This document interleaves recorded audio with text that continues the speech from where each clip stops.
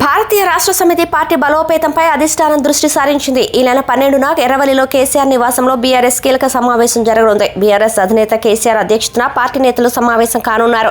సమావేశంలో కేటీఆర్, పార్టీ ప్రధాన కార్యదర్శులు, శాసనసభ మండలి ఉపనాయకులు పాల్గొననున్నారు. ఈ సమావేశంలో పార్టీ సంస్థాగత నిర్మాణం, సభ్యత్వ నమోదు, పార్టీ ఇన్ఛార్జీల నియామకం, పార్టీ బలోపేతం వంటి ముఖ్య విషయాలపై సుదీర్ఘంగా చర్చించనున్నట్టు పార్టీ వర్గాలు వెల్లడించాయి.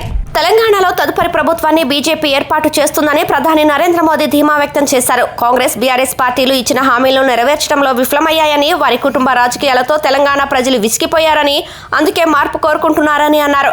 బీజేపీ అభివృద్ధి, సుపరిపాలన నమూనాకు ప్రజలు పదే పదే మద్దతు ఇస్తున్నారని తెలిపారు. ప్రస్తుతం ప్రపంచం ఎదుర్కొంటున్న తీవ్ర ఆర్థిక సవాళ్లను అధిగమించేందుకు ప్రతి పౌరుడు సహకరించాలని ప్రధానమంత్రి నరేంద్ర మోదీ పిలుపునిచ్చారు.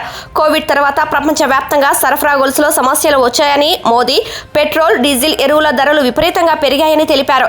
అంతర్జాతీయ పరిస్థితుల వల్ల బంగారం ధరలు పెరుగుతున్నాయన్న ప్రధాని కనీసం 1 సంవత్సరం పాటు అనవసరమైన బంగారం కొనుగోళ్లను నివారించాలని సలహా ఇచ్చారు.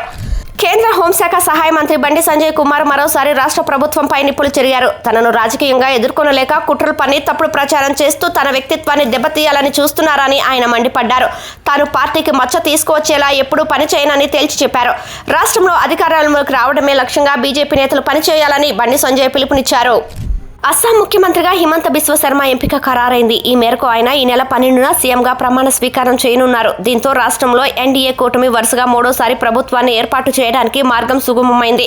మే 12వ తేదీ ఉదయం 11:40 కానాపారాలోని వెటర్నిటీ కళాశాల మైదానంలో హిమంత ప్రమాణ స్వీకారం చేయనున్నట్లు చీఫ్ సెక్రటరీ పేర్కొన్నారు. ఆ రాష్ట్రంలో బీజేపీ సొంతంగా మెజార్టీ సాధించడం ఇదే తొలిసారి.